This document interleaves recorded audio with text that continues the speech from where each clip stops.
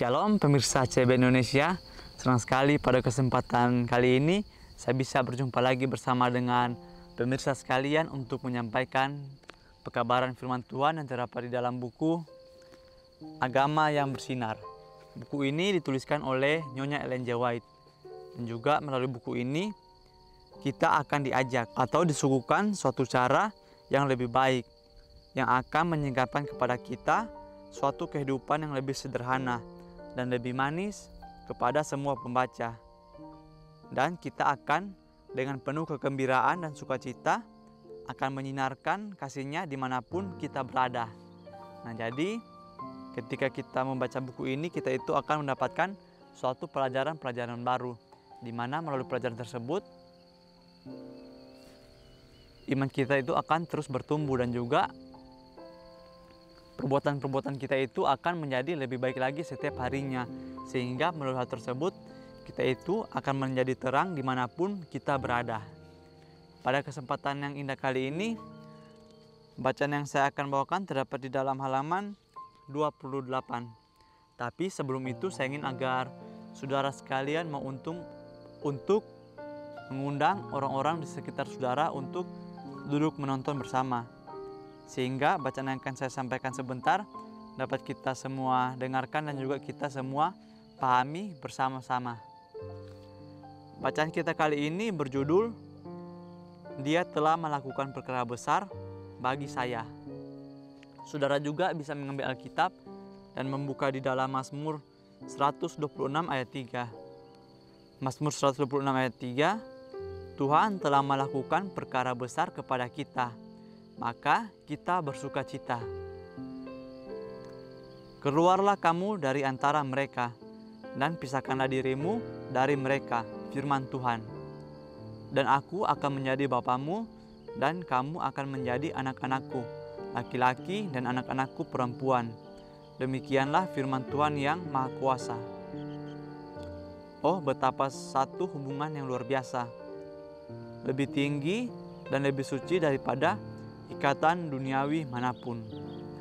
Nah, jadi firman Tuhan pada kesempatan kali ini mengajak kepada kita semua bahwa kita itu harus keluar dulu dari lingkungan kita yang tidak sesuai dengan apa yang Tuhan kehendaki, atau tidak sesuai dengan apa ajaran-ajaran daripada Tuhan. Sehingga dikatakan di sini bahwa pisahkanlah dirimu dari mereka.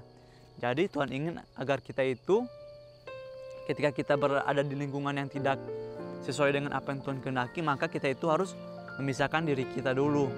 Dan kita itu harus lebih belajar lagi apa yang Tuhan inginkan di dalam kehidupan kita. Sehingga ketika kita melakukan hal tersebut, maka Tuhan itu akan menjadi Bapa kita, dan kita akan menjadi anak-anaknya laki-laki dan juga anak-anaknya yang perempuan. Sehingga tanpa kita sadari, kita ini mungkin yang dulunya masih memiliki kebiasaan-kebiasaan yang buruk, tetapi apabila kita mau untuk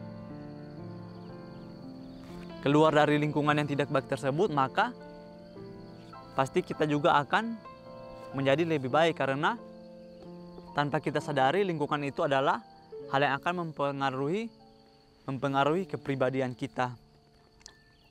Di sini dikatakan bahwa apabila kita melakukan hal tersebut, maka itu adalah suatu hubungan yang sangat luar biasa. Itu adalah hubungan antara kita dengan Tuhan menjadi hubungan yang lebih erat lagi dan lebih tinggi serta lebih suci daripada ikatan duniawi manapun.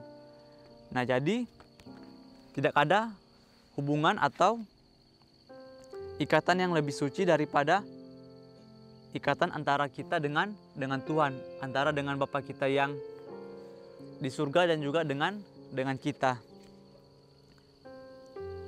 Jadi kalau contoh yang bisa saya berikan di sini, mungkin kita berpikir ikatan yang suci itu adalah pernikahan. Seperti yang kita ketahui bahwa di dunia ini tidak ada yang abadi. Jadi kalau kita menganggap bahwa pernikahan itu adalah hubungan yang suci, itu memang benar.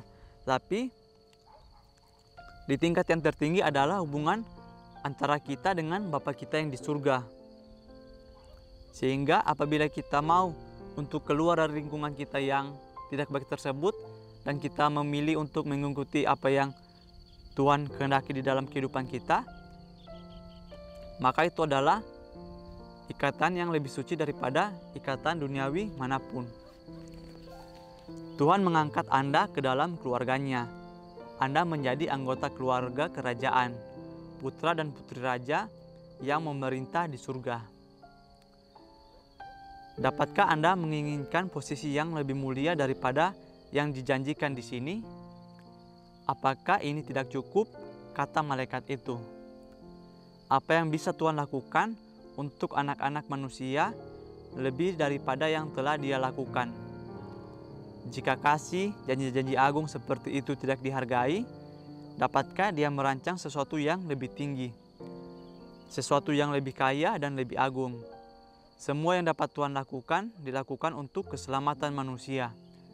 Testimony for the Church, jilid 1 halaman 510 sampai 511. Nah, selanjutnya di sini adalah ketika kita mau untuk mengikuti pilihan-pilihan Tuhan, maka kita itu akan diangkat dan juga menjadi keluarga dari kerajaan surga. Dan kita juga itu akan mendapatkan kebahagiaan yang sejati. Di sini ada beberapa pertanyaan, yaitu dapatkah Anda, yaitu kita semua, saya dan juga saudara, menginginkan posisi yang lebih mulia daripada yang dijanjikan di sini? Nah, jadi ternyata hal penebusan itu adalah hal yang paling besar di dunia ini. Mungkin kita berpikir ketika kita mendapatkan sesuatu yang kita inginkan di dunia ini, seperti contohnya kita mendapatkan rumah yang baru, ataupun mobil, atau pekerjaan, ataupun karir yang kita inginkan, pastilah kita menganggap itu adalah sesuatu yang besar. Nah, itu ternyata hanyalah sebagian kecil daripada apa yang Tuhan janjikan untuk kita semua.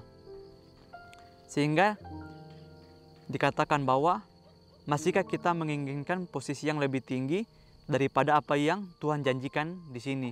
Nah, jadi kita itu tidak perlu lagi terlalu menginginkan banyak hal di dalam dunia kita. Contoh kecilnya, kita bisa hidup sampai sekarang ini, itu semua adalah sesuatu yang sangat besar yang Tuhan berikan di dalam kehidupan kita. Dan juga di sini dikatakan bahwa apa yang bisa Tuhan lakukan untuk anak-anak manusia lebih daripada yang telah Dia lakukan. Nah, jadi apalagi yang kita harapkan di dalam kehidupan kita? Apalagi yang kita harapkan selain kita itu masih bisa hidup, masih bisa makan, masih diberi pakaian, masih juga diberi tempat tinggal. Kita itu tidak perlu lagi mengeluh akan hal tersebut.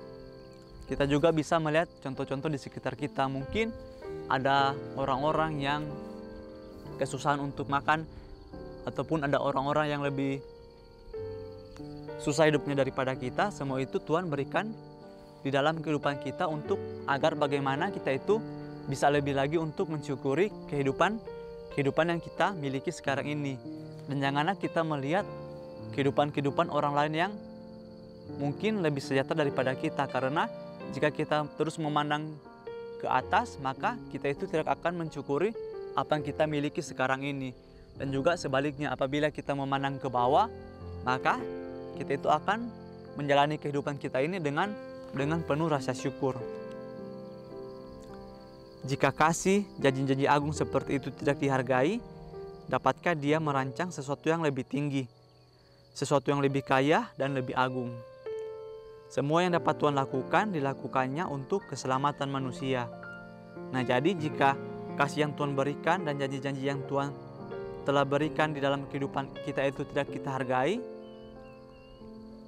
apakah masih ada sesuatu yang lebih tinggi yang bisa Tuhan berikan kepada kita? Karena semua yang Tuhan lakukan, yang Dia rencanakan itu adalah untuk keselamatan kita semua. Jadi kita itu ketika kita menjalani kehidupan kita sekarang ini, janganlah kita mengeluh sedikit pun, karena Tuhan itu telah memberikan perkara-perkara yang besar di dalam kehidupan kita, yaitu adalah janji penebusan ataupun keselamatan yang telah Dia berikan kepada kita semua. Tuhan mau agar kita menghargai rencana penebusan yang mulia, untuk menginsafi kesempatan kita yang istimewa sebagai anak-anak Tuhan dan berjalan di hadapan Dia dalam penurutan dengan penuh ucapan syukur. Ia ingin agar kita menyembah Dia dalam kebaruan hidup dengan kegembiraan setiap hari. Nah, jadi seperti yang saya katakan sebelumnya, kita itu harus menghargai rencana penebusan yang telah Tuhan berikan untuk kita semua. Dengan cara kita itu harus menjalani kehidupan kita itu dengan penuh rasa syukur dan juga menuruti segala yang Tuhan kehendaki di dalam kehidupan kita. Sehingga ketika kita menjalani kehidupan kita ini penuh dengan rasa syukur, dan kita juga mensyukuri dan juga menuruti apa yang Tuhan kehendaki di dalam kehidupan kita, maka kehidupan kita setiap harinya itu akan terasa lebih ringan dan juga kita akan merasa lebih bahagia karena kita itu tidak memiliki beban di dalam kehidupan kita dan kita hanya melakukan apa yang Tuhan kehendaki, sehingga lama-kelamaan kita tidak akan lagi mengeluhkan kehidupan kita yang mungkin kita itu merasakan beban di dalam kehidupan kita. Ia rindu agar pengucapan syukur dalam hati kita, sebab nama kita tertulis dalam kitab kehidupan anak domba. Sebab kita dapat menyerahkan segala beban kita kepada Dia yang memperhatikan kita. Ia menginginkan kita bersukacita, sebab kita adalah waris Tuhan. Sebab kebenaran Kristus adalah jubah putih dari umat kesuciannya. Sebab kita mempunyai pengharapan yang berbahagia dari kedatangannya yang segera itu. Seri Mimbina, jilid 5 halaman 227 dan 228. Nah, jadi setelah kita menjalani kehidupan kita ini dengan penuh rasa syukur dan juga kita menuruti apa yang Tuhan kehendaki, maka kita juga itu tidak boleh melupakan satu hal, bahwa nama kita itu telah tertulis dalam kitab kehidupan anak domba.